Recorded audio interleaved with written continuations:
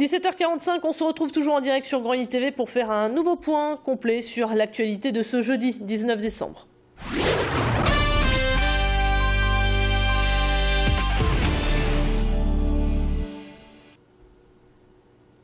Triste nouvelle pour le club pongiste de Lys-les-Lannoy. L'une des joueuses, Valeria Borza, âgée de 29 ans, est tombée dans le coma suite à une méningite infectieuse. La jeune femme est dans un état jugé critique. Toutes les personnes ayant été en contact avec la joueuse doivent contacter leur médecin traitant. Politique, la nouvelle carte cantonale a été présentée cet après-midi aux conseillers généraux du Nord. Vieille de 200 ans, le nombre de cantons sera réduit, devrait passer de 79 à 41. L'île devrait se retrouver avec 17 cantons au lieu de 21, l'idée étant de rééquilibrer le nombre d'électeurs. Pour respecter la parité, dans chaque canton sera élu un homme et une femme. Aujourd'hui, les conseillers généraux ont donc voté pour ou contre ce redécoupage. Ensuite, la carte repartira au ministère qui la soumettra au Conseil d'État. Certains élus étant contre, des recours seront très probables. Les contestataires dénoncent la disparition de certains cantons, notamment dans le secteur rural. Pour Dominique Bure, préfet de région, il s'agit d'une révolution. C'est une réforme tout à fait importante. Je dirais que c'est plus qu'une évolution, c'est une petite révolution, il faut le dire. L'objectif de la loi, vous le savez, sont 3 grands objectifs. Un objectif d'abord d'égalité du suffrage. Vous savez que les grandes disparités entre cantons, dans notre département, il y a un écart de 1 à 7 entre les cantons, entre le nombre d'électeurs. Vous avez en France des départements, un département en particulier, où ça va de 1 à 47. Vous voyez, donc l'écart est très important.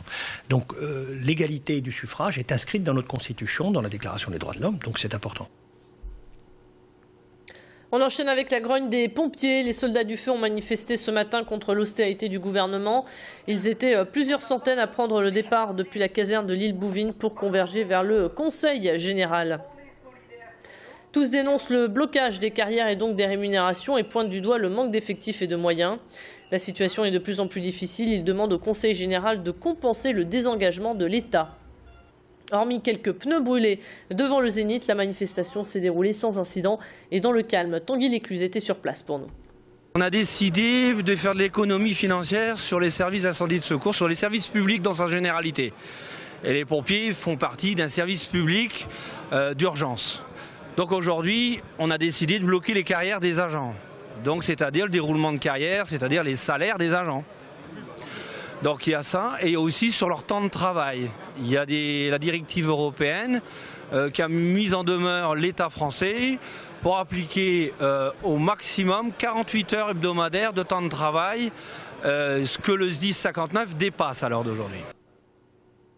Et à la suite de cette manifestation, des propositions orales ont été faites. Les soldats du feu ont obtenu des assurances sur les carrières des pompiers actuellement sous-officiers, mais aussi des primes revalorisées pour certains d'entre eux. Ça roulait mal ce matin sur les routes en raison d'une opération escargot menée par les salariés du transporteur Maury Ducrot. Ils ont emprunté la 21 puis la 1 pour se rendre devant la préfecture de Lille.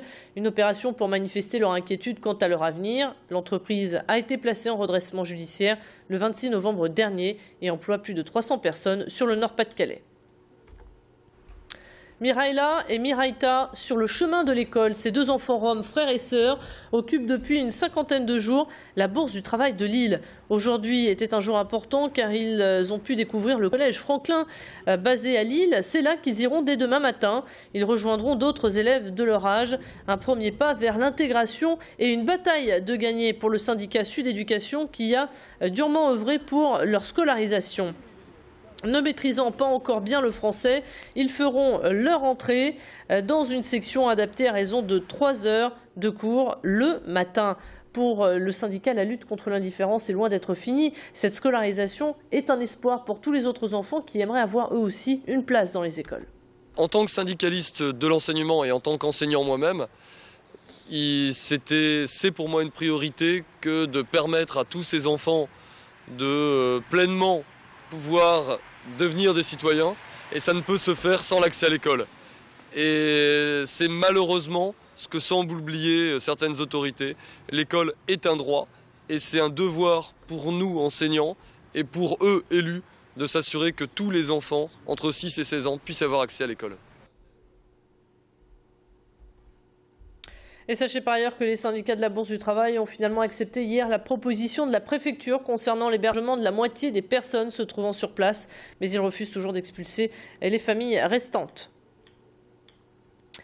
Et on termine cette édition avec la magie de Noël. Un village féerique vous attend à Tourcoing devant l'église Saint-Christophe jusqu'au 29 décembre.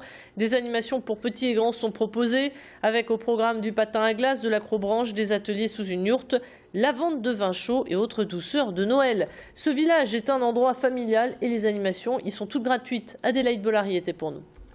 Tourcoing, c'est une ville où les populations se mélangent, où il y a des gens aisés mais des gens moins aisés. Donc c'est vrai qu'on pense aussi à ces gens-là. Et c'est important pour la ville de proposer des animations gratuites. Tout ce qu'on propose toute l'année, comme Tourcoing Plage, les rues joyeuses, le week-end géant, tout ça est gratuit. Et donc nos festivités de fin d'année également. C'est important de maintenir cette égalité à l'accès, en tout cas à ces animations. Ouais.